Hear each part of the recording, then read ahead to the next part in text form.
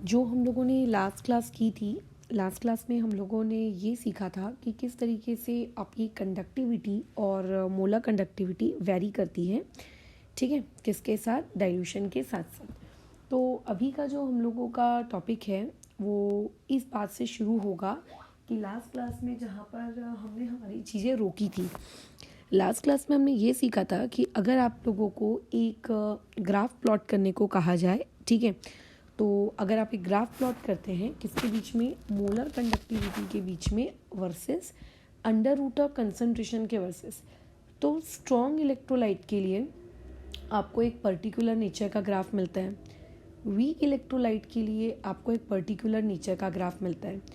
अब हमें ये सीखना है कि आखिर वो ग्राफ हमसे कहना क्या चाहता है, what that graph really want to tell us, because कोई भी ग्राफ जो हम ड्रॉ करते हैं, चाहे फिजिक्स हो, मैथ्स हो, केमिस्ट्री हो या कोई भी सब्जेक्ट हो, every graph wants to say something about its theory। तो देखो, सबसे पहले हम लोग बात करते हैं स्ट्रॉन्ग इलेक्ट्रोलाइट की। तो मैं वापस से पूरी की पूरी थियरी रिपीट नहीं करूँगी, ठीक है, कल हम लोग ऑलरेडी पढ़ चुके हैं, हम वहाँ से डायरेक्ट अभी पढ़ना शुरू करते हैं। स्ट्रॉन्ग इलेक्ट्रोलाइट में फॉर एग्जांपल मैं वाई एक्सिस में एक ग्राफ प्लॉट करती हूँ, जिस वाई एक्सिस पे हम लोग रखते हैं मोलर कंडक्टिविटी को और एक्स एक्सिस पर हम लोग रखते हैं अंडर रूट ऑफ कंसंट्रेशन को। तो स्ट्रॉन्ग इलेक्ट्रोलाइट के केस में ग्राफ आपको मिलता है कुछ ऐसे, ठीक है। ग्राफ तुम लोगों को एक स्ट्रेट लाइन दिख रहा है, बिल्कुल दिख रहा है। तो फर्स्ट ऑफ ऑल ये जो ग्राफ है, इसका अगर कोई नेचर तुमसे पूछेगा तो ये एक स्ट्रेट लाइन ग्राफ है, नॉट पासिंग फ्रॉम ओरिजिन, ठीक है, और ओरिजिन से ये पास नहीं हो रहा है। अब मैंने ये वर्ड यहाँ पे क्यों लिखा, इसको हम लोग आगे थोड़ा डिटेल में देखेंगे, बट फिलहाल के लिए भी ये याद रखो, ठीक है। ये स्ट्रॉन्ग इलेक्ट्रोलाइट का ग्राफ है। अब ध्यान से समझते हैं कि ये ग्राफ हमसे क्या कहना चाह रहा है। ग्राफ हमसे ये कहता है कि जब हमारी कंसंट्रेशन हाइयर रहती है, पहले हाइयर कंसंट्रेशन का मतलब समझते हैं। जब आप इस तरफ जा रहे हो, ठीक है, यानी कि लेफ़्ट टू राइट अगर आप जा रहे हो, तो लेफ़्ट टू राइट जाने पर आपकी कंसंट्रेशन बोलो क्या होगी, बढ़ेगी, ठीक है। अच्छा, और अगर आप इसके उल्टे डायरेक्शन में चलने लगते हो, ठीक है, तो यहाँ पर क्या हो जाता है, आप लोगों का यानी कि राइट टू लेफ़्ट अगर आप जाओगे तो राइट टू लेफ़्ट जाने पर आपकी जो कंसंट्रेशन है वो डिक्रीज़ होती है, या फिर मैं ये कह सकती हूँ डाइल्यूशन इंक्रीज़ होता है। तो अभी फ़िलहाल जो मैंने तुमको ग्राफ दिया है, इस ग्राफ में अगर कोई तुमसे ये पूछे कि बताइए कि आपकी हाईएस्ट कंसंट्रेशन कहाँ है, अगर मैं एक पॉइंट इसे कंसिडर करूँ और एक पॉइंट अगर मैं इसे कंसिडर करूँ, तो तुम मुझे ये कहोगे कि ये वाला जो पॉइंट है ये आपकी हाईएस्ट कंसंट्रेशन का है, ठीक है, क्योंकि जो दूसरा पॉइंट है वो दूसरा पॉइंट तो एक्स एक्सिस को यहाँ पे कट कर रहा है ना। और अगर मैं इस पॉइंट वर्सेस इस पॉइंट को अगर मैं कंपेयर करूँ तो ये वाला पॉइंट आपको क्या दिख रहा है, बड़ा दिख रहा है। तो ये आप लोगों की हाईएस्ट कंसंट्रेशन का पॉइंट है फिलहाल जो ग्राफ दिया है उसके अकॉर्डिंग। तो हम लोगों को हमारे ग्राफ की स्टडी कहाँ से कहाँ करनी है, इस डायरेक्शन से इस डायरेक्शन में करनी है, ऐसे करनी है हमें, ठीक है। ये इस डायरेक्शन में हम लोग ग्राफ की स्टडी करेंगे, ठीक है। अच्छा, अब देखो ये ग्राफ क्या कहता है तुम लोगों से कि जब आप हाईएस्ट कंसंट्रेशन पर हो तब आपके पास कुछ ना कुछ आपकी मोलर कंडक्टिविटी उस स्ट्रॉन्ग इलेक्ट्रोलाइट की होगी, ठीक है। जैसे कि अगर मैं पूछूं कि हाईएस्ट कंसंट्रेशन पे मोलर कंडक्टिविटी कितनी है, सो व्हाट वुड यू से कि आपके पास हाईएस्ट कंसंट्रेशन पे मोलर कंडक्टिविटी कितनी है। आप इस पॉइंट से इस तरीके से dot dot dot dot dot dot करके देख लो। अच्छा, यहाँ पे कुछ ना कुछ ग्राफ पे आपको पेपर पे वैल्यू दिखेगी, तो आप कहोगे कि हाईएस्ट कंसंट्रेशन पे इतनी मेरे पास मोलर कंडक्टिविटी है। फिर आप धीरे धीरे आपने क्या करना शुरू किया, कंसंट्रेशन को कम करना शुरू किया, और कंसंट्रेशन को कम करते करते इस पर्टिकुलर ग्राफ के अकॉर्डिंग तुम यहाँ पर पहुँच गए। ये कौन सा पॉइंट है, लोएस्ट कंसंट्रेशन का पॉइंट है। अब अगर मैं तुमसे ये पूछती हूँ कि लोएस्ट कंसंट्रेशन पे पहुँचने के बाद अब तुम्हारी मोलर कंडक्टिविटी कितनी है, तो तुम क्या करो, सिंपली कंसंट्रेशन से वाई एक्सिस पे dot dot dot dot line खींचना शुरू कर दो। तो ये जो पॉइंट है ये क्या देगा आपको, मोलर कंडक्टिविटी देगा। तो इस ग्राफ से हमें साफ साफ दिख रहा है कि हायर कंसंट्रेशन पर आपकी मोलर कंडक्टिविटी की वैल्यू कम थी और जब आप लोएस्ट कंसंट्रेशन पे थे तब आपकी मोलर कंडक्टिविटी की वैल्यू कैसी थी, हाई थी। दिख रहा है कि किस तरीके से मोलर कंडक्टिविटी वेरी कर रही है। हाईएस्ट कंसंट्रेशन पर मोलर कंडक्टिविटी की वैल्यू लो है और आप लोगों की लोएस्ट कंसंट्रेशन पे मोलर कंडक्टिविटी की वैल्यू कैसी है, हाई है। तो हम में से मैक्सिमम लोगों की फिर पता है सोच कैसी चलने लगती है कि इसका मतलब तो ये कि जैसे जैसे मैं कंसंट्रेशन कम करूँगा या जैसे जैसे मैं कंसंट्रेशन कम करूँगी, ठीक है, मोलर कंडक्टिविटी तो बढ़ती जाएगी बढ़ती जाएगी बढ़ती जाएगी, राइट। तो कितना अच्छा होगा कि कंसंट्रेशन कम करते जाओ करते जाओ करते जाओ, कंडक्टिविटी बढ़ाते जाओ बढ़ाते जाओ बढ़ाते जाओ। तो उनके अकॉर्डिंग तो ऐसा होना चाहिए कि इतनी लोवेस्ट कंसंट्रेशन तक तुम पहुंच गए जहां पर तुमको एकदम खतरनाक कंडक्टिविटी देखने को मिल रही है। बट क्या रियलिटी में ऐसा होता है? रियलिटी में ये ज़रूर होता है कि कंडक्टिविटी बढ़ती है बाय डिक्रीजिंग कंसंट्रेशन, बट क्या रियलिटी में ये होता होगा क्या कि आप एक ऐसी कंसंट्रेशन पे पहुंच जाओ रियलिटी में जहाँ पे आप ये कह सको ये तो भैया लोएस्ट कंसंट्रेशन है, बट इस लोएस्ट कंसंट्रेशन पर तुझको ना क्या मिलेगी, कंडक्टिविटी बढ़ते हुए मिलेगी। तो ऐसा नहीं होता। मैं जानती हूँ कि जैसे जैसे हम कंसंट्रेशन डिक्रीज करते हैं कंडक्टिविटी बढ़ती है, बट इसका ये मतलब नहीं है कि आप कंसंट्रेशन डिक्रीज करते जाओगे कंडक्टिविटी बढ़ती जाएगी। भाई यार एक ऐसा पॉइंट ज़रूर आएगा, ठीक है, एक ऐसा पॉइंट ज़रूर आता है जब आप कितनी भी लो कंसंट्रेशन क्यों ना कर लो, कंडक्टिविटी बोलती है कि बस भाई मैं इसके बियॉन्ड तो अब इंक्रीज नहीं हो सकती, ठीक है, इसके बियॉन्ड तो मैं इंक्रीज नहीं हो सकती। मतलब हमारी जो इमेजिनेशन होती है, ठीक है, हम लोग क्या देखते हैं ऊपर वाले ग्राफ से, क्या ऑब्जर्व करते हैं, कल की थ्योरी से हम क्या सीखते हैं, ठीक है, हम लोग यही सीखते हैं ना कि आप जैसे जैसे आप कंडक्टिविटी को कंसंट्रेशन को आप डिक्रीज़ करोगे, कंसंट्रेशन को डिक्रीज़ करते करते करते करते आप लोगों की कंडक्टिविटी भी क्या होती जाएगी, बढ़ती जाएगी। यही तो सीखते हैं हम, वही हम आपको बता रहे हैं, हमने कल यही सीखा था, वही हम अभी पढ़ भी रहे हैं। लेकिन एट द सेम टाइम एक इंसान की सोच ये भी डेवलप हो जाती है तुरंत एट द सेम टाइम कि अरे वाह ये तो कितनी अच्छी चीज़ है, तो हमें कंसंट्रेशन घटाते रहनी चाहिए, कंडक्टिविटी बढ़ाते रहनी चाहिए। बट क्या ऐसा रियलिटी में पॉसिबल है? नहीं।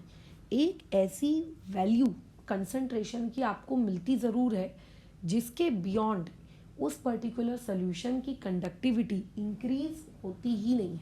आप चाहे उसको फिर फर्दर कितना भी डाइल्यूट क्यों ना कर लो, वो फर्दर आप लोगों की कंसंट्रेशन क्या नहीं होने वाली है, बोलो, डिक्रीज नहीं होगी, सॉरी फर्दर आपकी कंडक्टिविटी इंक्रीज नहीं होगी। वो पॉइंट क्या कर देता है, रिजेक्ट कर देता है कि बियॉन्ड दिस पॉइंट मैं अपनी क्या करूँगा, कंडक्टिविटी को और फर्दर इंक्रीज नहीं करूँगा। तो हमें कंसंट्रेशन की एक ऐसी वैल्यू मिलती है, कंसंट्रेशन की हम लोगों को एक ऐसी वैल्यू मिलती है, एक सर्टेन वैल्यू ऐसी मिल जाती है कंसंट्रेशन की, ठीक है, ये कंसंट्रेशन की एक सर्टेन वैल्यू ऐसी मिल जाती है जिस वैल्यू पर, जिस वैल्यू के बियॉन्ड दैट वैल्यू आप चाहे कितना भी डाइल्यूशन कर लो, ठीक है, कंसंट्रेशन आप चाहे कितनी भी डिक्रीज क्यों ना कर लो, आपकी कंडक्टिविटी पर कोई फर्क नहीं पड़ता। कंडक्टिविटी कैसी रहती है, रिमेन्स कांस्टेंट। कंडक्टिविटी कैसी रहती है, रिमेन्स कांस्टेंट, बराबर, उसे कोई फर्क नहीं पड़ता। वो बोलती है भैया मैं जैसी हूँ मैं वैसी रहूँगी, उस पॉइंट के बियॉन्ड में अपनी फर्दर कंडक्टिविटी क्या नहीं कर सकती हूँ और बढ़ा नहीं सकती। इसका मतलब तुम्हारा दिमाग अगर ऐसा चलता है कि कंडक्टिविटी हमारे यूनिवर्स के जैसे एक्सपैंड होती ही जाती है, हमें नहीं पता ना यूनिवर्स की कहाँ लिमिट है, तो तुम कहोगे कि हमें भी नहीं पता मैडम कंडक्टिविटी की कहाँ लिमिट है, क्योंकि कंडक्टिविटी तो बढ़ती ही जाती है। तो ऐसा नहीं होता है, ठीक है। स्ट्रॉन्ग इलेक्ट्रोलाइट्स की जो कंडक्टिविटी होती है, उन कंडक्टिविटी की एक सर्टेन लिमिट होती ही होती है, एक सर्टेन मैक्सिमम लिमिट उनकी ही होती है। उस सर्टेन मैक्सिमम लिमिट के बियॉन्ड वो अपने आप को फर्दर इंक्रीज नहीं कर सकती, चाहे तुम कितना भी डाइल्यूशन क्यों ना कर लो, ठीक है। बराबर, चाहे तुम उसका कितना भी डाइल्यूशन ना कर लो। मतलब अगर तुम्हें ऐसा लगता है कि डाइल्यूशन करते जाओ कंडक्टिविटी बढ़ाते जाओ, डाइल्यूशन करते जाओ कंडक्टिविटी बढ़ाते जाओ, सो नो, ये वाली चीज़ आप लोगों के लिए पॉसिबल नहीं है, क्योंकि कंडक्टिविटी एक पॉइंट के बियॉन्ड, ठीक है, इंक्रीज नहीं होती। ठीक है, एक पॉइंट के बियॉन्ड वो फर्दर इंक्रीज होने से क्या हो जाती है, मना कर देती है कि नहीं भैया इसके बियॉन्ड तो मैं इंक्रीज नहीं हो पाऊंगी। समझ में आ रही है बात? तो पहली बात तो ये कि अगर तुम्हें अपने से दिमाग में लगता था या लगता है कि कंडक्टिविटी बढ़ती ही जाएगी चाहे आप कितना भी डाइल्यूशन करते जाओ, तो ऐसा नहीं होता। एक ऐसा पॉइंट आता है जहाँ पे आपकी कंडक्टिविटी क्या जाती है, वहाँ जाके रुक जाती है, उसके बियॉन्ड वो क्या नहीं कर सकती, खुद को इंक्रीज नहीं कर सकती। तो बस इसी कंडक्टिविटी की जो ये मैक्सिमम लिमिट है जिसको वो क्रॉस नहीं कर सकती है ना, इसको हम लोग कहते हैं लिमिटिंग मोलर कंडक्टिविटी। इसे हम लोग क्या कहते हैं, लिमिटिंग मोलर कंडक्टिविटी। क्या कहते हैं इसको, लिमिटिंग मोलर कंडक्टिविटी। जी, एक ऐसी कंडक्टिविटी की वैल्यू बराबर जिसके बियॉन्ड वो खुद को इंक्रीज नहीं कर सकती, चाहे आप कंसंट्रेशन को कितना भी कम क्यों ना कर लो। इसको यूजुअली आप या तो इस सिंबल से डिनोट कर सकते हैं, ये इस तरीके से, ठीक है, या फिर आप इस सिंबल से भी इसको डिनोट करते हो। अब यहाँ पे देखो मैंने इन्फिनिटी बनाया है और यहाँ पे देखो मैंने ज़ीरो बनाया है। अब ये इन्फिनिटी और ये ज़ीरो, इन दोनों चीज़ों का मतलब क्या है पहले हम ये समझते हैं, उसके बाद आगे बढ़ेंगे। देखो, तो लिमिटिंग मोलर कंडक्टिविटी होती क्या है, पहले ये तो समझ में आ गया। अच्छा, अब उसके बाद आगे बढ़ते हैं। बात ये आती है कि कंसंट्रेशन को हम कम कर रहे हैं, राइट। मैंने क्या कहा, हम ग्राफ को कहाँ से कहाँ स्टडी कर रहे हैं, बताओ। हम लोग ग्राफ को ऐसे पढ़ रहे हैं, मतलब कंसंट्रेशन को हम कम करते जा रहे हैं, कम करते जा रहे हैं, कम करते जा रहे हैं। तो एक तरीके से मैं ये कह सकती हूँ कि आपकी जो कंसंट्रेशन है, ठीक है, या फिर मैं ये कह सकती हूँ कि आपको लिमिटिंग मोलर कंडक्टिविटी तब मिलती है, ठीक है, या फिर आप ये कहो कि आपके पास जो कंडक्टिविटी थी, इस मोलर कंडक्टिविटी की मैक्सिमम वैल्यू आपको तब मिलती है जब आप ऑलमोस्ट अपनी कंसंट्रेशन को क्या कर लेते हो, ज़ीरो अप्रोच करवाने लगते हो। ठीक है, आप अपनी कंसंट्रेशन को क्या करवाते हो, ज़ीरो अप्रोच करवाते हो। ध्यान से सुनना मेरा वर्ड, मैंने ऐसा बिल्कुल नहीं कहा कि कंसंट्रेशन ज़ीरो हो जाती है।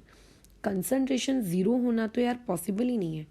अगर मैं ये कहूँगी कि कंसंट्रेशन ज़ीरो हो गई, इट मीन्स दैट कि आपके पास तो कोई इलेक्ट्रोलाइट ही नहीं है, कोई सॉल्यूट ही नहीं है, सिर्फ पानी ही पानी है। बताओ, तो इलेक्ट्रोलाइट होने के लिए उसके अंदर कुछ तो सॉल्यूट पार्टिकल्स होने चाहिए ना। तो कंसंट्रेशन ज़ीरो हो जाएगी, ये तो पॉसिबल ही नहीं है। हाँ, कंसंट्रेशन ज़ीरो को अप्रोच करेगी, यानी कि ऐसी वैल्यूज़ होंगी कुछ 0.00005, 0.000000025, ये इस तरीके की, एग्जैक्टली ज़ीरो नहीं, बट हाँ ज़ीरो को अप्रोच कर रही है। तो मैक्सिमम वैल्यू आपको कब मिलती है कंडक्टिविटी की, मोलर कंडक्टिविटी की, जब आपकी कंसंट्रेशन किसको, ज़ीरो को अप्रोच कर रही होती है। अब तुम तो जानते हो भैया दुनिया में ये नियम बहुत अच्छे से कि कंसंट्रेशन का और वॉल्यूम का आपस में कैसा रिलेशनशिप है, आप लोगों का इनवर्स। अगर मैं कहूँगी कि किसी एक स्पीशीज़ की कंसंट्रेशन बहुत हाई है, इट मीन्स दैट उसका वॉल्यूम बहुत ही कम होगा। अगर मैं कहूँगी कि किसी चीज़ की कंसंट्रेशन बहुत कम है, तो इसका मतलब होता है कि उसका वॉल्यूम बहुत ही हाई है। दोनों एक दूसरे के इन्वर्स में चलते हैं। तो सिमिलरली क्या हम ये कह सकते हैं कि मैक्सिमम वैल्यू कंसंट्रेशन की आपको तब मिलेगी जब आप पानी यानी कि वॉल्यूम जो है वो उसमें बहुत सारा डाल दो, इनफाइनाइट डाल दो। जैसे कि अगर तुम्हारे पास 1 चम्मच शक्कर है और 1 चम्मच शक्कर को तुम वो पानी का बड़ा सा टैंकर नहीं आता है ट्रक वाला, उसमें अगर तुम डाल देते हो, तो मुझे एक बात बताओ, क्या मैं ऐसा कहूँगी कि उस पर्टिकुलर टैंकर के अंदर कोई भी सॉल्यूट नहीं है ना। 1 चम्मच शक्कर है ना, ऐसे नमक है ना मैडम, 1 चम्मच नमक है ना उसके अंदर, इलेक्ट्रोलाइट आपका, और पानी उसके कंपैरिजन में कितना है, बहुत ज़्यादा। समझो, पानी उसके कंपैरिजन में कितना है, बहुत ज़्यादा है, बहुत ज़्यादा है पानी उसके कंपैरिजन में। क्या ये बात क्लियर है? पानी उसके कंपैरिजन में क्या है, बहुत ही ज़्यादा है। तो इसी पर्टिकुलर सिचुएशन को हम लोग क्या कहते हैं, इनफाइनाइट डाइल्यूशन। ठीक है, इसी पर्टिकुलर सिचुएशन को हम लोग क्या कहते हैं, इनफाइनाइट डाइल्यूशन। ठीक है। इस पर्टिकुलर सिचुएशन को हम लोग क्या कहते हैं, इनफाइनाइट डाइल्यूशन। यानी कि इनफाइनाइट डाइल्यूशन एक ऐसी सिचुएशन होती है जहाँ पे सॉल्यूट की जो क्वांटिटी होती है वो बहुत कम हो जाती है। मतलब जैसे मैंने बताया ना, एक टैंकर भर के पानी में आपने 1 चम्मच नमक डाला है और उस सॉल्यूट के कंपेयर में जो सॉल्वेंट की क्वांटिटी होती है भगवान, वो तो कुछ ज़्यादा ही होती है, एकदम खतरनाक ज़्यादा होती है। तो इस पर्टिकुलर टाइप की सिचुएशन को हम लोग कहते हैं इनफाइनाइट डाइल्यूशन। तो अगर मैं मोलर कंडक्टिविटी के ऊपर ये 0 सिंबल लगाती हूँ तो ये बताता है limiting molar conductivity when concentration approaches to 0। और अगर मैं ये इनफाइनाइट सिंबल लगा देती हूँ तो भी वो लिमिटिंग मोलर कंडक्टिविटी ही कहलाती है, बट उसका मतलब ये हो जाता है when volume approaches to infinity. यानी कि इन्फिनिटी वाला जो है ये किस चीज़ को इंडिकेट करता है, वॉल्यूम को, और यहाँ पे जो ये 0 वाला सिंबल है ये किसी चीज़ को इंडिकेट करता है, कंसंट्रेशन को। चाहे आप कंसंट्रेशन को 0 अप्रोच कराओ या चाहे आप वॉल्यूम को इन्फिनिटी अप्रोच कराओ, दोनों का सेम ही मीनिंग होता है।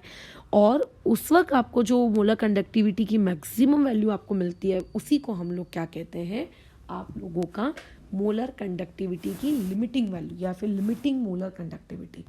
तो hope so limiting molar conductivity क्या होती है ये तुम्हें समझ में आया होगा। ठीक है, बहुत ही सिंपल सा फैक्ट है कि हम जानते हैं डाइल्यूशन करने से आपकी जो कंडक्टिविटी है, मोलर कंडक्टिविटी, वो इंक्रीज़ होती है। बट इसका ये मतलब नहीं होता है कि डाइल्यूशन करते जाओ करते जाओ करते जाओ, कंडक्टिविटी को बढ़ाते जाओ बढ़ाते जाओ। अदरवाइज तुम खुद सोचो ये चीज़ कितनी ज़्यादा मतलब ताकतवर हो जाएगी। इमेजिन कर रहे हो ये चीज़ कितनी ताकतवर हो जाएगी कि हम लोग बस एक पर्टिकुलर सॉल्यूशन बनाकर रख चुके हैं और उसको हम बस डाइल्यूट करते जा रहे हैं और उसकी मदद से हम लोग कंडक्टिविटी को क्या करते जा रहे हैं, इंक्रीज़ करते जा रहे हैं। सोचो कितनी ताकतवर चीज़ हो जाएगी ये तो हमारे लिए। बट ऐसा नहीं होता ना, हम लोगों के लिए ये चीज़ पॉसिबल नहीं होती। एक सर्टेन वैल्यू के बियॉन्ड कंडक्टिविटी खुद को इंक्रीज़ करने से क्या कर देती है, मना कर देती है। बस उसी सर्टेन वैल्यू को हम लोग क्या कहते हैं, लिमिटिंग मोलर कंडक्टिविटी कहते हैं, उसी सर्टेन वैल्यू को। अब ये सर्टेन वैल्यू हमें कब मिलती है, ये सर्टेन वैल्यू हमें कब मिलती है, जब हम कंसंट्रेशन बहुत ही कम कर दें, है ना, या फिर हम ये कह सकते हैं कि जब हम वॉल्यूम को बहुत ज़्यादा इंक्रीज़ कर दें। अब तुम खुद अपना छोटा सा ब्रेन लगाओ। लेट से तुमने एक नींबू पानी बनाया है, 1 गिलास लेट से आपने नींबू पानी बनाया है। अब तुम मुझे एक सिचुएशन बताओ, उसके अंदर तुमने 1 चम्मच लेट से नमक डिज़ोल्व किया था या लेट से 1 चम्मच शक्कर डिज़ोल्व की थी। तो मैं कहूँगी कि एक सर्टेन कंसंट्रेशन का जो सल्यूशन होता है वो ऑलरेडी तुम बनाकर रख चुके हो। अब अगर मैं तुमसे कहूँगी कि कंसंट्रेशन को भैया तू कम कर, तो क्या तुम उस नींबू पानी के अंदर से हाथ डालकर एक एक नमक का दाना निकालोगे क्या बाहर? Practically impossible. नमक आप कैसे निकाल सकते हो, तो डिजॉल्व हो चुका है यार उसके अंदर, है ना। यानी कि अगर कोई तुमसे ये कहेगा कंसंट्रेशन को कम करो, तो कंसंट्रेशन को कम कैसे किया जाएगा, नमक को निकालोगे, वो तो इम्पॉसिबल है ना। नमक के पार्टिकल्स कैसे निकालेंगे हम, वो तो प्रैक्टिकली इम्पॉसिबल चीज़ है, नहीं किया जा सकता। तो एक ही तरीका है, आप नमक के पार्टिकल्स को मत निकालो बाहर, आप पानी की क्वांटिटी बढ़ा दो, खत्म। तो पानी के कंपेयर में नमक क्या हो जाएगा, धीरे धीरे कम। तो रियलिटी में हम लोग अगर ये कहें कि कंसंट्रेशन 0 को अप्रोच कर रही है, तो हम उसके अंदर से जो पार्टिकल्स होते हैं ना उनको कभी नहीं निकालते, क्योंकि निकाल ही नहीं सकते। हम बेसिकली पानी ऐड करते हैं, ऐड करते जाते हैं, ऐड करते जाते हैं, और वॉल्यूम ऐड करने से क्या होता है, उसके कंपेयर में कंसंट्रेशन ऑटोमेटिकली क्या होने लगती है, कम होने लगती है। ठीक है, अब इसी चीज़ को एक बार देख लेते हैं कि आपके किताब वाले महाशय ने इस चीज़ को किस तरीके से लिखा है। देखो क्या कह रहा है तुमसे कि अगर मान लेते हैं आप लोगों का हमने कंसंट्रेशन इस वैल्यू से इस वैल्यू तक कम कर ली, इस वैल्यू की कोई इम्पोर्टेंस नहीं है, इसकी जगह कोई दूसरी वैल्यू भी हो सकती है। बट जो पूरी कहानी का मेन सारांश है वो तुम लोगों के समझ में आना बहुत ही आवश्यक है। वो देखो ये है, वो ये कहना चाह रहा है कि जो डाइल्यूशन होता है, ठीक है, पानी का एडिशन, उसका कोई ज़्यादा इफेक्ट नहीं पड़ता है किस चीज़ पर, मोलर कंडक्टिविटी पे देयर आफ्टर। मतलब अगर तुम ये सोचोगे कि मैं एक सर्टेन वैल्यू के बियॉन्ड भी एक्सपेक्ट करूँ कि मोलर कंडक्टिविटी इंक्रीज़ करती जाए, तो भैया वो इंक्रीज़ नहीं होने वाली। ठीक है। एक मोलर कंडक्टिविटी एक मैक्सिमम वैल्यू अटेन कर लेती है, बराबर। और वो मैक्सिमम वैल्यू अटेन करने के कितने तरीके होते हैं? 2 तरीके होते हैं, जैसा कि मैंने अभी बताया। या तो आप ये कहो कि हमने अब ज़ीरो कंसंट्रेशन को हम अप्रोच कर रहे हैं। यहाँ पे बुक वाले के लिखने का थोड़ा भाषा गलत है। ज़ीरो कंसंट्रेशन देखो पॉसिबल नहीं है, ठीक है, क्योंकि अगर आप बोलोगे कि मैं ज़ीरो कंसंट्रेशन वाला सोल्यूशन हूँ, इट मीन्स पानी हो आप तो एक साधारण, है ना, आपके अंदर तो कोई इलेक्ट्रोलाइट ही नहीं है, आप ज़ीरो कंसंट्रेशन को अप्रोच कर रहे हो, बट बोलते हैं लोग, उसमें अपन क्या कर सकते हैं। या फिर आप ये कहो कि हम लोग इनफाइनाइट डाइल्यूशन पर हैं, इसे हम लोग कहते हैं, ये कहलाती है आपकी मैक्सिमम मोलर कंडक्टिविटी की वैल्यू, ठीक है। अच्छा, और इसी सिचुएशन को हम लोग क्या कहते हैं? Infinite dilution. इसी पर्टिकुलर सिचुएशन को हम लोग क्या कहते हैं? Infinite dilution. तो अगर कोई तुमसे ये पूछेगा कि भैया ज़ीरो कंसंट्रेशन का या फिर इनफाइनाइट डाइल्यूशन का मीनिंग क्या होता है, तो उसका सीधी भाषा में एक ही मीनिंग होता है कि ज़ीरो कंसंट्रेशन या फिर इनफाइनाइट डाइल्यूशन का मतलब ये रहेगा कि अब आप चाहे कितना भी पानी क्यों ना डाल लो, ठीक है, या फिर आप ये कहो कि चाहे आप अपनी कंसंट्रेशन को आप कितना भी कम क्यों ना कर लो, अब उसका मोलर कंडक्टिविटी पे कोई फ़र्क नहीं पड़ेगा। अब फर्दर डाइल्यूशन करने से मोलर कंडक्टिविटी इंक्रीज नहीं होगी, वो एक पॉइंट पर आके सेट हो गई तो वो सेट हो गई, ठीक है। सो यहाँ से एक ये पूरा का पूरा क्वेश्चन बन गया, what is meant by infinite dilution. आपको क्या समझ में आता है? इनफाइनाइट डाइल्यूशन वी इन्फिनिटी से, मैं पूरी स्पेलिंग नहीं लिख रही क्योंकि जगह कम है, ठीक है, और या फिर ज़ीरो कंसंट्रेशन, ये 2 वर्ड्स आप इससे आप क्या सीखते हो। तो ये उस पूरा ये जो पैराग्राफ है ना ग्रे कलर का, ये उसका आंसर होगा कि इनफाइनाइट डाइल्यूशन का या फिर मोलर कंडक्टिविटी का ये लेना देना है, और आप लोगों के ज़ीरो कंसंट्रेशन का और मोलर कंडक्टिविटी का ये लेना देना है। तो अभी जितनी भी बातचीत मैंने तुमको बताई थी, पूरी की पूरी बातचीत आप लोगों की इस छोटे से पैराग्राफ में सीमित है, बराबर। अब सुनते हैं थोड़ा सा और प्रवचन। क्या है, देखो कहानी आप लोगों की कुछ इस प्रकार की कि लोगों ने ग्राफ बनाया था, ये दिख रहा है ऊपर ग्राफ। इस ग्राफ को हम लोग वापस से एक बार फिर से रीड्रॉ कर लेते हैं। ये मान लेते हैं आप लोगों के पास y एक्सिस है, इस पे मैंने मोलर कंडक्टिविटी को प्लॉट किया और यहाँ पे अंडर रूट ऑफ कंसंट्रेशन को। अच्छा, ग्राफ प्लॉट करने के लिए हमें पॉइंट्स चाहिए होते हैं, तो हमें तो पॉइंट्स दिए नहीं है, तो हम ग्राफ कैसे प्लॉट कर रहे हैं?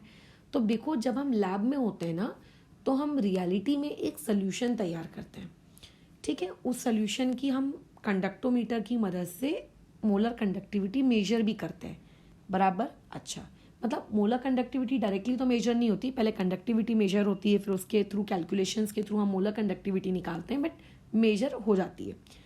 फिर हम उसी सोल्यूशन को और डाइल्यूट करते हैं, फिर वापस से ही प्रोसेस रिपीट करते हैं। कम से कम 50 से 60 रीडिंग्स हम लेते हैं, डाइल्यूट कर कर, बल्कि 50-60 भी मैंने कम बोल दिया। हम लोग एक्सपेरिमेंट शुरू करते थे 1 बजे से और हमको शाम के 6-6:30 बज जाते थे, ठीक है। मतलब पहले आप क्या कर रहे हो? सोल्यूशन बना रहे हो, आप क्या कर रहे हो? उसका जाके रीडिंग नोट डाउन कर रहे हो, फिर उसके बाद उसी सोल्यूशन को आप डाइल्यूट कर रहे हो। अब ऐसा नहीं होता है डाइल्यूट करने के लिए पटाख से पानी डाल दिया, ऐसा नहीं। कितना डाइल्यूट कर रहे हो, उसको कितना डाइल्यूट करने के लिए उसमें कितना पानी डालना पड़ेगा ताकि वो इतना कंसंट्रेशन का बने, वो पूरी कैलकुलेशंस करो, फिर उसमें पानी डालो, फिर उसको अच्छे से शेक करो, फिर वापस कंडक्टोमीटर के पास जाओ, फिर वहाँ से मेजर करके वापस जाओ, पुराने सोल्यूशन को फेंको, जो बचा हुआ सोल्यूशन है उसको और डाइल्यूट करो। ऐसे करते करते करते करते करते करते बाप रे, कम से कम 60 to 70 रीडिंग्स हम लेते थे। और 60 to 70 रीडिंग्स मिल जाने के बाद फिर उनसे मोलर कंडक्टिविटी कैलकुलेट करो, कंसंट्रेशन का अंडर रूट निकालो, फिर उन पॉइंट्स को पहले प्लॉट करो और फिर ग्राफ ड्रॉ करो। ये रियलिटी में ये सारे एक्सपेरिमेंट्स लैब में ऑलमोस्ट हर स्टूडेंट करता है। ऑब्वियसली 12th वालों की बात नहीं कर रही हूँ मैं, अगर आप केमिस्ट्री को अपना ऐसा सब्जेक्ट चूज करते हो तो ये आप लैब में करते ही करते हो। इसके बिना तो मतलब कैसे केमिस्ट्री में ग्रेजुएशन या पोस्ट ग्रेजुएशन कर लिया, पर बहुत ही पकाऊ काम होता है, क्योंकि इसमें कुछ भी एक्साइटिंग या थ्रिलिंग नहीं रहता है। जिस इंसान ने केमिस्ट्री में क्या कहते हैं उसको, एलिमेंट डिटेक्शन का काम किया है, रेडिकल्स डिटेक्शन का काम किया, उसको फिजिकल केमिस्ट्री के एक्सपेरिमेंट्स यूजुअली बोरिंग लगते हैं, क्योंकि इसमें कुछ नहीं, कोई कलर नहीं होता, कोई फ्यूम्स नहीं होती, कोई दिमाग लगाने लायक कोई चीज़ नहीं होती, बस एक थ्योरी लिखी होती है, उसके अकॉर्डिंग एक्सपेरिमेंट करते जाओ कैलकुलेशन करते जाओ बस. So they are quite boring, but obviously उसको करना पड़ता है. तो उसके बाद हम लोगों को ये ग्राफ्स मिलते हैं. तो ये ग्राफ्स हम लोगों ने रियलिटी में प्लॉट भी किए हैं. तो अगर तुम्हें बुक वाला कहता है कि ये ग्राफ आपको ऐसा मिलेगा, इट डजंट मीन्स कि बुक वाले की बात पर हम यकीन करते हैं. ये सही में किसी ने उस ज़माने में, पुराने ज़माने में, हम लोग तो एक्सपेरिमेंट अभी कर रहे हैं, हमारे को पढ़ाने वाले जो हमारे टीचर्स थे वो जब स्टूडेंट रहे होंगे उन्होंने भी किए होंगे, उनको पढ़ाने वालों ने भी किए होंगे, बट स्टार्टिंग किसी ने इसको की होगी. तो जिस बंदे या बंदी ने इस चीज़ की स्टार्टिंग की है उसको कैसे पता ग्राफ ऐसा ही आएगा. तो उसने भी एक्सपेरिमेंट किया और एक्सपेरिमेंट्स के रिजल्ट्स को हम लोग फिर अब क्या कर रहे हैं, स्टडी कर रहे हैं. ठीक है, चलो. तो हमें जैसे कि मैंने ऑलरेडी ऊपर डिस्कशन करके रखा था कि ये वाला जो पॉइंट होता है ये आप लोगों के मिनिमम कंसंट्रेशन का पॉइंट है. ये कैसा पॉइंट है आपका? मिनिमम कंसंट्रेशन का पॉइंट है ना. इतनी मिनिमम कंसंट्रेशन है भैया, इसके नीचे कंसंट्रेशन मैं नहीं ले जा पा रही हूँ. ठीक है, इसको मतलब अगर मैं डाइल्यूट और कर भी लेती हूँ तो कंडक्टिविटी इंक्रीज नहीं होती. बट ऐसा ग्राफ मेरे पास आ गया, क्योंकि एक पॉइंट ऐसा आता है ना कि आप फर्दर डाइल्यूट नहीं कर पाते हो. अच्छा, तो अब आपको कोई पूछेगा कि बताओ मैक्सिमम मोलर कंडक्टिविटी कितनी है. तो मैक्सिमम लोग पता है क्या बोलते हैं कि देखो, गलत सलत बोलते हैं कि मैडम आप इसी पॉइंट को ना मैक्सिमम मोलर कंडक्टिविटी कह दो, इसी पॉइंट को आप मैक्सिमम मोलर कंडक्टिविटी कह दो. कौन से वाले पॉइंट को? ये जो ऊपर है ना, ये जो दिख रहा है, हम लोगों ने वो लोएस्ट कंसंट्रेशन वाले पॉइंट को जब dot dot dot dot dot dot dot dot करके जब हम नीचे लेकर आए थे, तो डॉट डॉट करके जब हम नीचे लेकर आए थे तो वो कहते हैं कि उसी पॉइंट को आप मैक्सिमम मोलर कंडक्टिविटी कह दो. तो यार मैं कह देती हूँ कोई दिक्कत नहीं है, बट मुझे मैक्सिमम मोलर कंडक्टिविटी नहीं ढूंढनी है, मुझे लिमिटिंग मोलर कंडक्टिविटी ढूंढनी है. और लिमिटिंग मोलर कंडक्टिविटी का मतलब क्या होता है? लिमिटिंग मोलर कंडक्टिविटी का मतलब होता है या तो तू वॉल्यूम को इनफाइनाइट कर, या तो तू कंसंट्रेशन को जीरो अप्रोच करवा. ठीक है, या तो तू वॉल्यूम को इनफाइनाइट कर या तो तू कंसंट्रेशन को जीरो अप्रोच करवा. तो हम लोग क्या करते हैं इस पर्टिकुलर ग्राफ में, रियलिटी में तो कंसंट्रेशन को जीरो अप्रोच करवाना इज प्रैक्टिकली इम्पॉसिबल. ठीक है, कैसे? मैंने जैसे बताया ना, अगर कंसंट्रेशन ही जीरो हो जाएगी तो आप लोगों का, तुम खुद बताओ क्या कहोगे कि वहाँ तो सिर्फ पानी पानी है, वहाँ तो कुछ है ही नहीं. जैसे यूजुअली कभी कभी हमारे घर में मम्मी क्या करती है, सब्जी ऐसी बना देती है उसमें लगता ही नहीं मसाला है, वैसा सिर्फ पानी पानी पी रहे हो उसमें मिर्च नमक डिजोल्व करके. तो ऐसी वाली सिचुएशन का मतलब ही क्या है? तो बट थियोरेटिकली हम क्या कहते हैं कि देखो ये पॉइंट क्या है, ये वाई एक्सिस और एक्स एक्सिस का इंटरसेक्टिंग पॉइंट है. जब आप छोटे थे तब आपने इस तरीके से पढ़ा होगा ना, Y axis X axis intersect करते हैं, इस पर्टिकुलर पॉइंट को ओरिजिन कहते हैं. तो बेसिकली दिस इज ओरिजिन. ये वो पॉइंट है जहाँ पे आपकी कंसंट्रेशन बराबर कितनी होती है? जीरो. है ना, कंसंट्रेशन बराबर कितनी होती है? जीरो. फिर धीरे धीरे कंसंट्रेशन बढ़ना शुरू होती है और धीरे धीरे मोलर कंडक्टिविटी बढ़ना शुरू होती है. But practically this is our what, concentration equal to zero. अब मुझे बताओ हम लोग क्या चाहते हैं? We want to calculate limiting molar conductivity. अब लिमिटिंग मोलर कंडक्टिविटी को कैलकुलेट करने के लिए प्रैक्टिकली जीरो कंसंट्रेशन लानी पड़ेगी, जो कि इम्पॉसिबल है. तो प्रैक्टिकली तो जीरो कंसंट्रेशन नहीं की जा सके ना, फिर ऐसे की तो कंडक्टिविटी क्या मेजर करोगे आप? जीरो कंडक्टिविटी आ जाएगी, जो पानी की वजह से होगी सो होगी. तो ऐसे में हम क्या करते हैं, जितना डाइल्यूट तुम कर सकते हो ना उतना डाइल्यूट तुम कर लो. जैसे मैंने कहा 60 रीडिंग्स यूजुअली हम लोग करते थे, तो और आलसी आती थी कभी कभी तो 32 रीडिंग्स तक लेते थे, बाकी रीडिंग्स अपने मर्जी से फेंक देते थे, क्योंकि हमें पता है ना कि ग्राफ ऐसे बनने वाला है, तो उसके अकॉर्डिंग हम रीडिंग एडजस्ट कर लेते थे. इवन अगर तुम भी करोगे आगे काम तो तुम भी ऐसा करोगे ही करोगे डेफिनेटली. कोई भी इतना आइडियल स्टूडेंट नहीं होता है. हाँ, 1 या 2 होते थे हमारे क्लास में भी ऐसे नमूने, बट नमूना नहीं कहना चाहिए उन्हें. तो ऐसे केस में हम लोग ने लेट से 30 तक रीडिंग्स ली. अब कौन यार उसको इनफाइनाइट डाइल्यूट करेगा, वो तो पॉसिबल ही नहीं है. क्या बैठे रहेंगे दिन भर वहीं पर लैब में? तो ऐसे में हम क्या करते हैं, जितनी भी रीडिंग्स ली है उस रीडिंग के अकॉर्डिंग हम ग्राफ प्लॉट कर लेते हैं. फिर जो भी ग्राफ हमने प्लॉट किया उस ग्राफ का नेचर ऐसा ही आता है जैसा कि मैं आपको दिखा रही हूँ. हो सकता है किसी का ग्राफ थोड़ा नीचे आए, हो सकता है किसी का थोड़ा ऊपर आए, वो तो डिपेंड करता है कि आप इलेक्ट्रोलाइट कैसा यूज़ करो, बट स्ट्रेट लाइन ग्राफ आएगा, ये एक प्रॉमिस है. फिर आप क्या करते हो, उस ग्राफ को एक्स्ट्रापोलेट करते हो. एक्स्ट्रापोलेट का मतलब होता है आप उसका जो भी मिनिमम कंसंट्रेशन वाला पॉइंट है वहाँ पे अपना स्केल रखते हो, सीधी स्केल, और उसको dot dot dot dot dot dot dot dot dot dot करके ऐसा पीछे पीछे पीछे पीछे पीछे पीछे पीछे पीछे खींच के लेके जाते हो। क्या आप पीछे खींच के लेके जाते हो का मतलब आपके पास कोई पॉइंट्स नहीं है वहाँ पर कि आप प्लॉट कर रहे हो। आपके पास जो एक आखिरी पॉइंट था मिनिमम कंसंट्रेशन का, है ना, आप उस मिनिमम कंसंट्रेशन वाले पॉइंट को ही बस पीछे खींच के ले गए और तब तक खींच के लेके गए जब तक वो वाई एक्सिस को इंटरसेक्ट नहीं कर देता। ठीक है, तब तक आप उसको पीछे खींच के लेके गए जब तक वो वाई एक्सिस को क्या नहीं कर देता, इंटरसेक्ट नहीं कर देता। ठीक है, और जब वो वाई एक्सिस को इंटरसेक्ट कर देता है तब हम लोग कहते हैं कि अच्छा ये तो वो पॉइंट है जहाँ पे सी की वैल्यू कितनी है, 0। मतलब वाई इंटरसेक्ट को इंटरसेक्ट करने का मतलब ये होता है कि ये वो पॉइंट है जहाँ पे अंडर रूट ऑफ सी की वैल्यू क्या है, 0। और जब कंसंट्रेशन 0 हो जाएगा, जब कंसंट्रेशन 0 हो जाएगा तो बस उसी पर्टिकुलर मोलर कंडक्टिविटी को हम लोग क्या कहने लगेंगे, लिमिटिंग मोलर कंडक्टिविटी। यानी कि स्ट्रॉन्ग इलेक्ट्रोलाइट के केस में हम लोगों को अगर लिमिटिंग मोलर कंडक्टिविटी कैलकुलेट करनी है तो लिमिटिंग मोलर कंडक्टिविटी को कैलकुलेट करने के लिए हम क्या करते हैं, सोल्यूशन बनाते हैं, उसको डाइल्यूट करते हैं, करते जाते हैं और एक सर्टेन वैल्यूज का ग्राफ हम प्लॉट कर लेते हैं। अब इनफाइनाइट डाइल्यूट या फिर 0 कंसंट्रेशन कर पाना तो असंभव है। उसके बाद हम क्या करते हैं, ग्राफ बना लेने के बाद जो भी ग्राफ का मिनिमम कंसंट्रेशन का पॉइंट होता है उसको एक्स्ट्रापोलेट करते हैं। ठीक है, और एक्स्ट्रापोलेट करने के बाद जब वो आपके वाई एक्सिस को इंटरसेक्ट करता है तो बस जिस पॉइंट पे उसने वाई एक्सिस को इंटरसेक्ट किया है उसी पर्टिकुलर पॉइंट को हम हमारी क्या कह देते हैं, लिमिटिंग मोलर कंडक्टिविटी।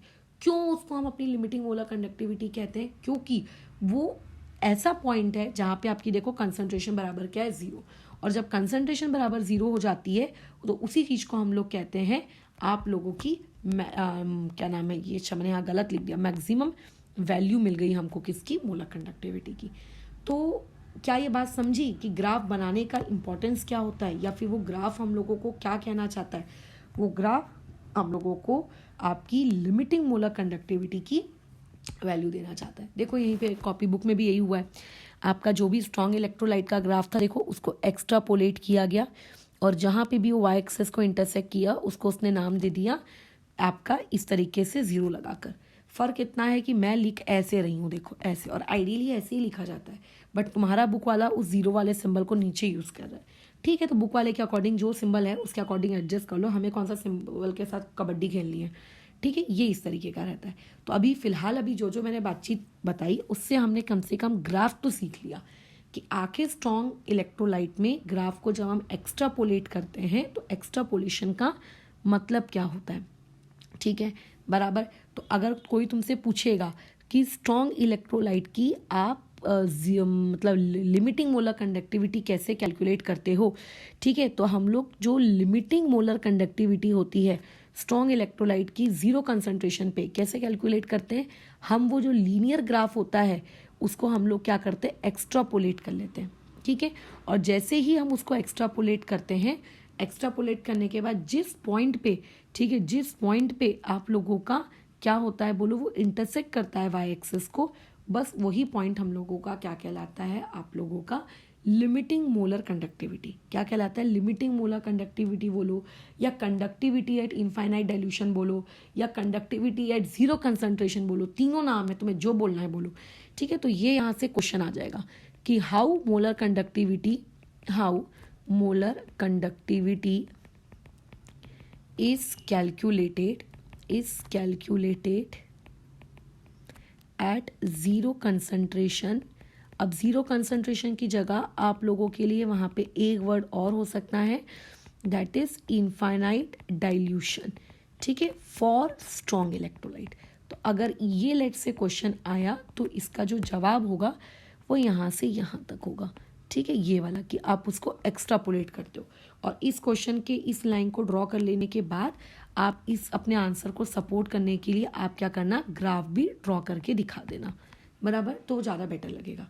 दूसरी चीज़, जैसा कि मैंने अभी बताया कि आप लोगों का जो स्ट्रॉन्ग इलेक्ट्रोलाइट है अगर आप उसका ग्राफ ड्रॉ करो, क्या उसका मोलर कंडक्टिविटी वर्सेस उसका, तो वो ग्राफ कैसा आता है, आपको लीनियर मिलता है। तो ये यहाँ से एक MCQ टाइप का क्वेश्चन फ्रेम हो जाएगा। या फिर 1 लाइन मार्क का क्वेश्चन क्रिएट हो जाएगा।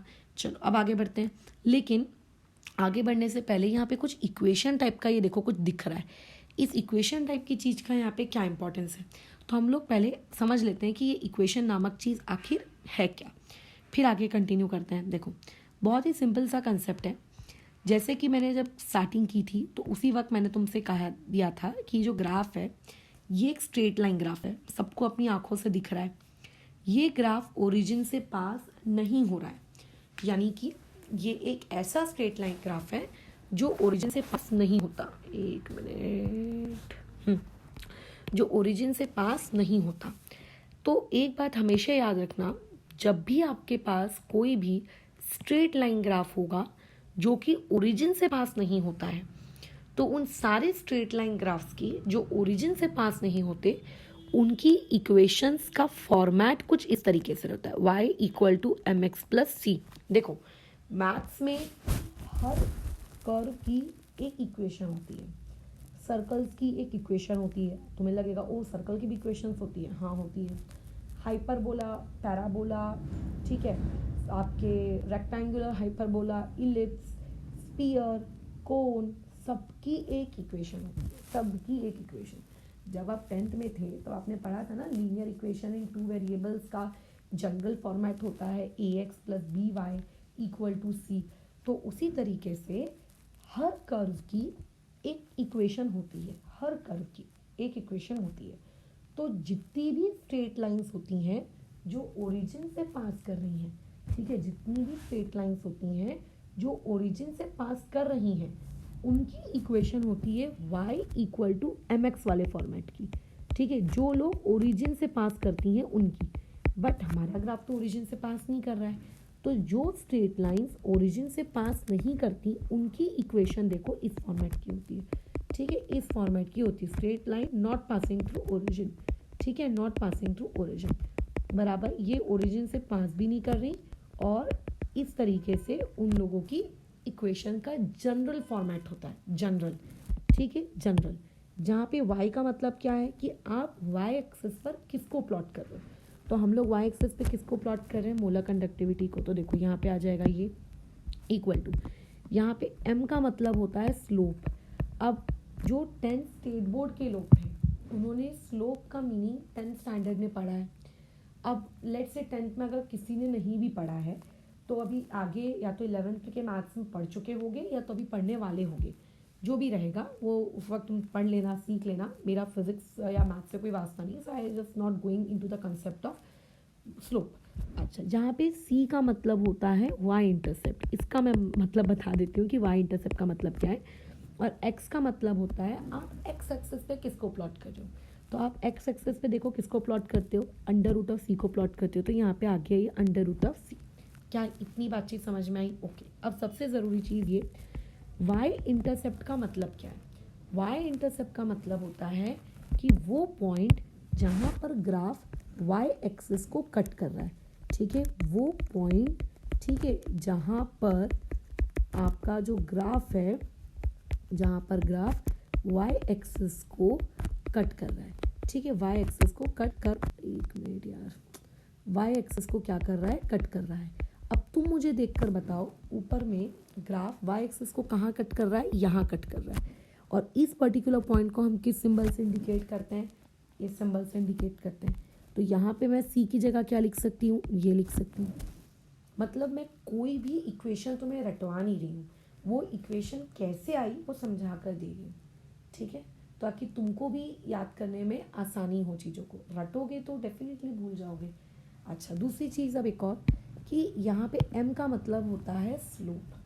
अब देखो स्लोप की जो फीलिंग है, मैं तुमको यहाँ समझाने में तो नहीं दे सकती कि स्लोप क्या होता है, बेसिकली स्लोप का मीनिंग क्या है, उसका सेंस क्या होता है, बट मैं कम से कम यहाँ पे एक जानकारी तुम्हें देती हूँ, बहुत इंपॉर्टेंट, वो तुम्हारी लाइफ में आगे भी काम आएगी। जब हम लोग केमिकल काइनेटिक्स पढ़ेंगे वहाँ तो बहुत काम आएगी, क्योंकि केमिकल काइनेटिक्स में भी तुमको y equal to M X plus C का चोली पकड़ कर ही चलना है उसका, ठीक है, ये इक्वेशन वहाँ पे भी तुम्हारा दामन छोड़ने वाली नहीं है। तो अभी फ़िलहाल जो तुम्हारा ग्राफ है, ये ग्राफ तुम्हें कैसा दिख रहा है, मतलब ये ग्राफ समय के साथ साथ डिक्रीज हो रहा है कि समय के साथ साथ इंक्रीज हो रहा है, ये इंक्रीजिंग ग्राफ है कि ये डिक्रीजिंग ग्राफ है, पहले तो आपको ये समझना होगा, बहुत ही ज़रूरी। तो इसके लिए मैं ऊपर आ जाती हूँ, ऊपर वाले ग्राफ में हम लोग देखते हैं यहाँ पर।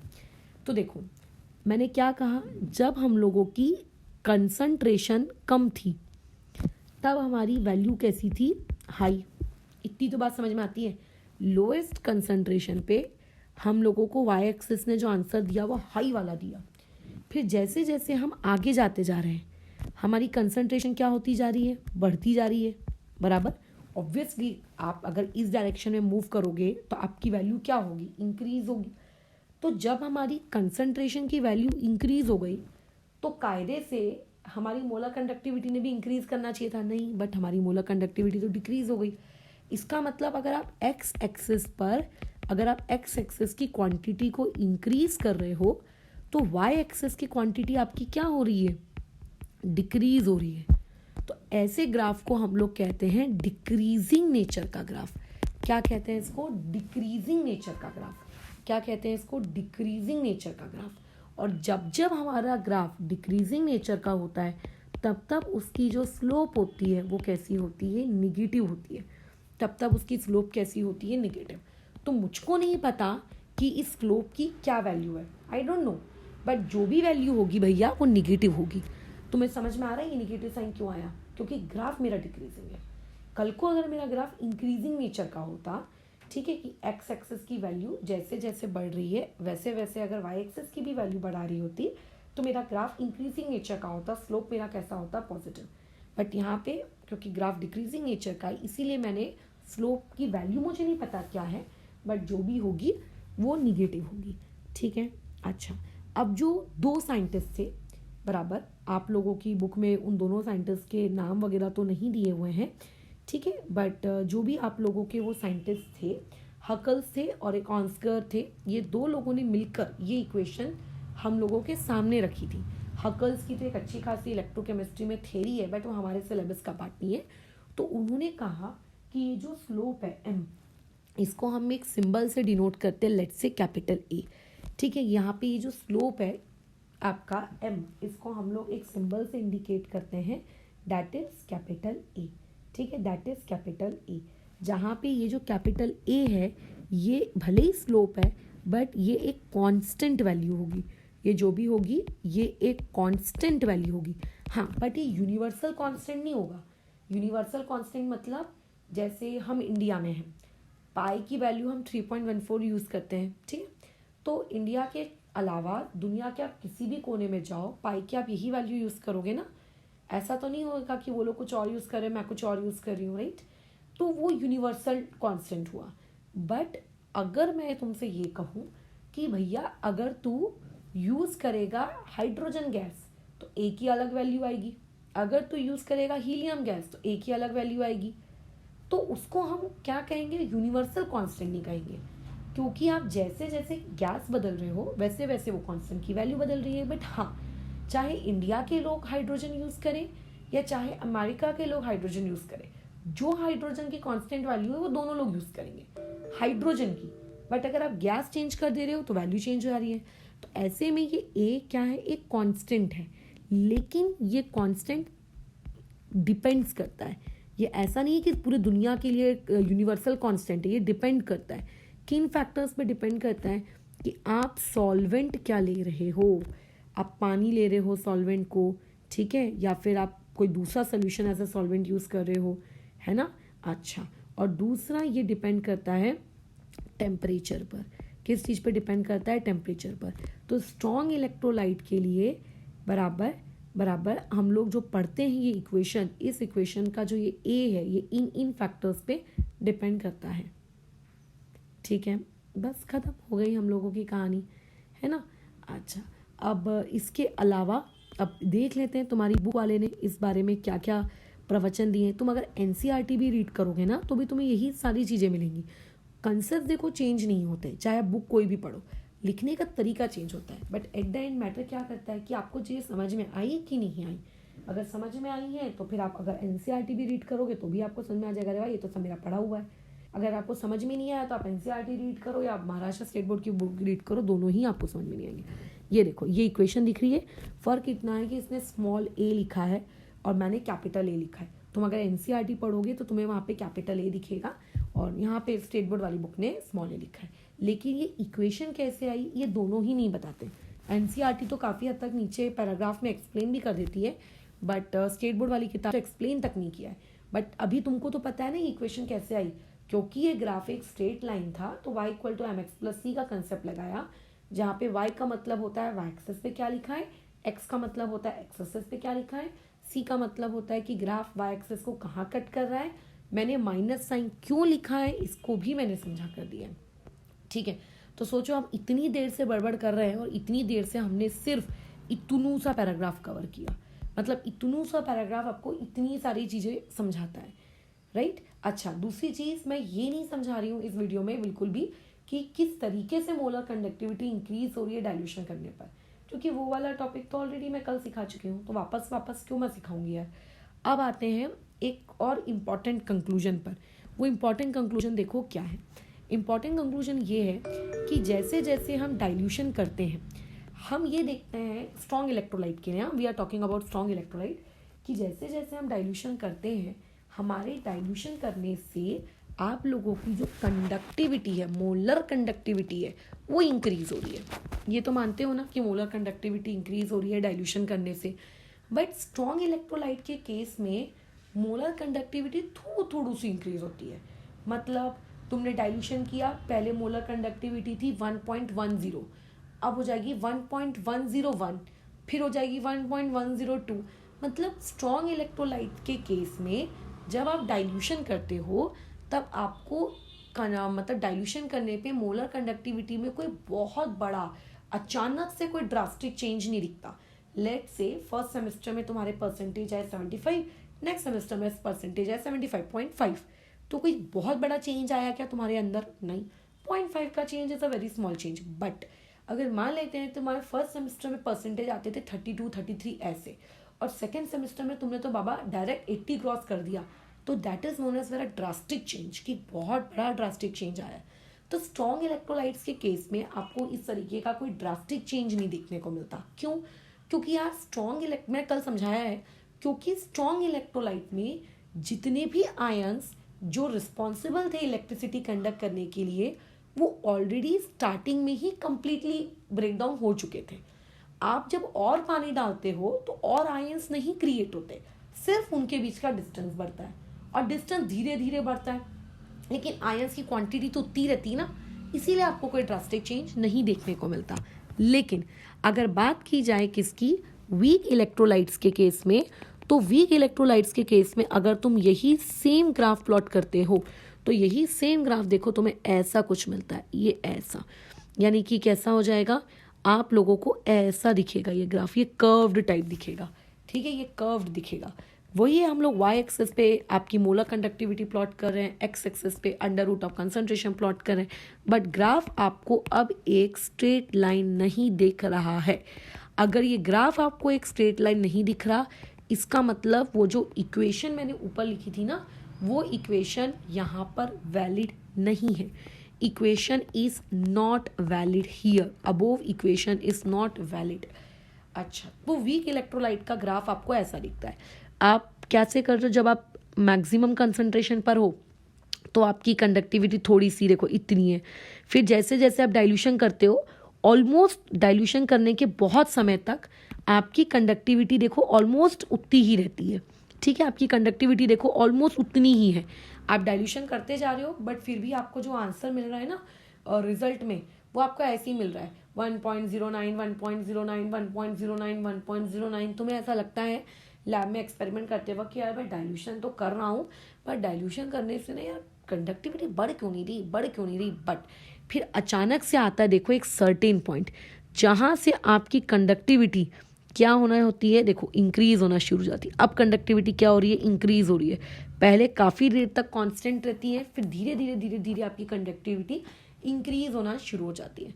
तो वो भी सडन चेंज आपको दिखता है, क्योंकि जब आप एक सर्टेन अमाउंट का, ज़्यादा अमाउंट का पानी आप डाल देते हो ना, तब उतना अमाउंट का पानी डाल देने के बाद आपके ज़्यादा आयंस क्रिएट होने लगते हैं, और ज़्यादा आयंस क्रिएट होने लगते हैं, इट मीन्स दैट कि कंडक्टिविटी बढ़ेगी, इसीलिए आपको वीक इलेक्ट्रोलाइट्स के केस में ड्रास्टिक चेंज दिखता है। बट अगर कोई तुमसे ये कहेगा कि जिस तरीके से आपने स्ट्रॉन्ग इलेक्ट्रोलाइट्स के केस में ज़ीरो कंसंट्रेशन पर क्या वैल्यू होगी ये पता लगा लिया था मोलर कंडक्टिविटी की, आप यहाँ पे वीक इलेक्ट्रोलाइट के केस में भी पता लगा कर दो, तो हम नहीं पता लगा सकते।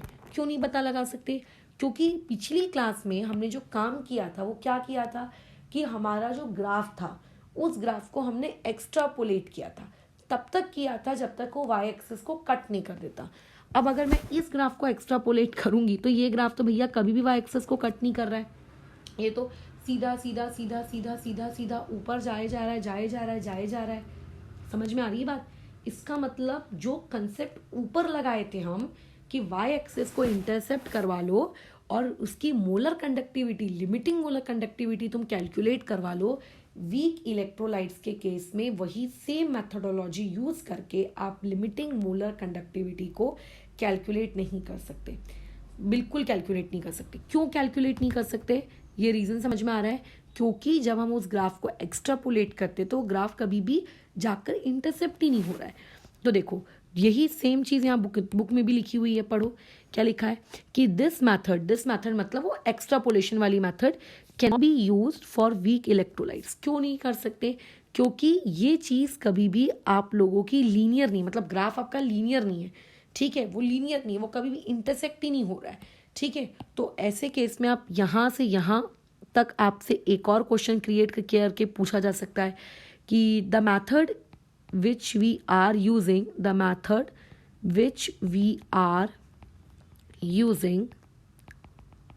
for calculating, पूरा लिख लेना, हाँ मैं जगह कम है इसलिए पूरा नहीं लिख रही हूँ, calculating lambda naught m for strong electrolyte can be used for weak electrolytes too, ऐसा क्वेश्चन पूछ लिया गया।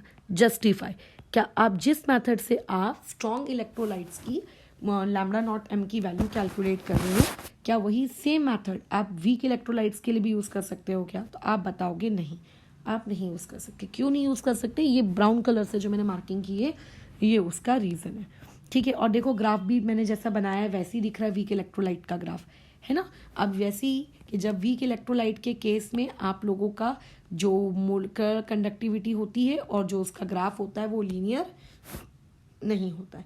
फिर बात आती है यार कि वीक इलेक्ट्रोलाइट्स के लिए मोलर कंडक्टिविटी हम निकालेंगे कैसे, क्योंकि ग्राफ वाला मेथड तो चल नहीं रहा है, तो अब क्या करें? तो एक्चुअली में कॉलरॉश करके आपके एक साइंटिस्ट थे, उन साइंटिस्ट ने एक अपनी थ्योरी दुनिया के सामने रखी, ठीक है। उस थ्योरी की वजह से हम लोग वीक इलेक्ट्रोलाइट्स की मोलर कंडक्टिविटी इनफाइनाइट डाइल्यूशन पर निकाल सकते हैं। अब कई लोग पता है इसको ऐसे समझ लेते हैं, उनकी समझने की पता नहीं फीलिंग वो अंदर से ऐसी क्यों आती है, वो चीज़ को इस तरीके से रख लेते हैं कि कॉलरॉश ने ज़िंदगी में एक ही काम किया और वो काम उनका ये था कि उस भाई ने वीक इलेक्ट्रोलाइट की मोलर कंडक्टिविटी कैसे निकालते हैं ये निकाल के हमको दे के गया इनफाइनाइट डाइल्यूशन पे। बट नहीं, कॉलरॉश ने ये काम नहीं किया। कॉलरॉश ने कुछ आपको कंसेप्ट दिए थे, कुछ अपनी ऑब्जर्वेशन दी थी, कुछ थेरीज दी थी। उन थेरीज को हम लोगों ने या कॉलरॉश ने मॉडिफाई किया और उस थेरी की मदद से हमने वेरियस एप्लीकेशंस निकाली कॉलरॉश की। मतलब कॉलरॉश की वन ऑफ द एप्लीकेशन ये है कि हम लोग कॉलरॉश के वाया क्या कैलकुलेट कर सकते हैं, कॉलरॉश के कंसेप्ट्स के अकॉर्डिंग वीक इलेक्ट्रोलाइट की मोलर कंडक्टिविटी कैलकुलेट कर सकते हैं इनफाइनाइट डाइल्यूशन पर, जो कि पॉसिबल नहीं हो रही थी ग्राफ्स के via. But it doesn't means, ठीक है, बट इट डजंट मीन्स कि कॉलरॉश का सिर्फ यही एक एम था जिंदगी का, ऐसा नहीं। कॉलरॉश ने कुछ थेरीज दी थी। अब वो कॉलरॉश की क्या थेरी थी वो हम लोग अभी कल की क्लास में सीखेंगे कि कॉलरॉश की आखिर वो किस थेरी थी, किस थेरी की वजह से कॉलरॉश ने हमें इतनी बेशकीमती चीज़ देकर गया और उसकी मदद से किस तरीके से हम मोलर कंडक्टिविटी निकालते हैं, ठीक है। देखो वैसे कॉलरॉश की ना बहुत सारी एप्लीकेशंस हैं, बट तुम लोगों की बुक में कोई ज़्यादा एप्लीकेशंस दी हुई नहीं है, तो कोई दिक्कत नहीं, अगर नहीं दी है तो हम लोग भी अपना ज़्यादा खोपड़ी नहीं चलाएंगे। बस कॉलरॉश के नाम पे तुम्हें एक ही चीज़ याद रखनी है, चाहे एनसीईआरटी पढ़ो या चाहे आप स्टेट बोर्ड पढ़ो, बोर्ड्स लेवल पर, कि ये वीक इलेक्ट्रोलाइट्स की मोलर कंडक्टिविटी इनफाइनाइट डाइल्यूशन पर निकालने में मदद करता है। ठीक है, कैसे मदद करता है और क्या कोलरॉश ने एक्चुअली कहा, ये हम लोगों का कल का पार्ट है। तो बेसिकली कल हम 5.37 ये वाला टॉपिक हम कल कवर करेंगे। ठीक है, और कोशिश करेंगे कि 5.38 भी कल ही कर ले, क्योंकि 5.38 इज़ अ वेरी स्मॉल सब टॉपिक, बहुत ही छोटू सा सब टॉपिक है। हाँ, इस चीज़ को थोड़ा सा मैं और आगे फर्दर भी डिराइव करवा दूंगी अकॉर्डिंग टू एनसीईआरटी, बट जहाँ पे मुझे ऐसा लिखिएगा कि अच्छा ये चीज़ तुम्हारी बुक की नहीं है ना, मार्क करवा दूंगी कि इसके आगे आप चीज़ें को नोट डाउन मत करो, बट हाँ सुन लो, एक कान से सुन ज़रूर लो। ठीक है, तो बस कल के टॉपिक्स हम लोग ऑलरेडी डिस्कस कर चुके हैं क्या करना है, और उसके आगे फिर देखते हैं हमारा क्या चीज़ें बाकी है। फिर हमारा एक्सपेरिमेंटल पार्ट बाकी है कि जब रियलिटी में आप लैब में होगे तो आप कंडक्टिविटी कैसे मेजर करोगे, आप सेल कांस्टेंट कैसे मेजर करोगे, वगैरह वगैरह बाकी चीज़। तो जैसे अगर आज का दिन कौन सा है, थर्सडे नहीं फ्राइडे है आज, तो तुम लोगों को बाय वेडनेसडे ये वाला टॉपिक, ये चैप्टर हमारा खत्म हो जाएगा। From next Thursday onward we will start our new chapter that is solid state. ठीक है, अभी इसको यहाँ रखते हैं।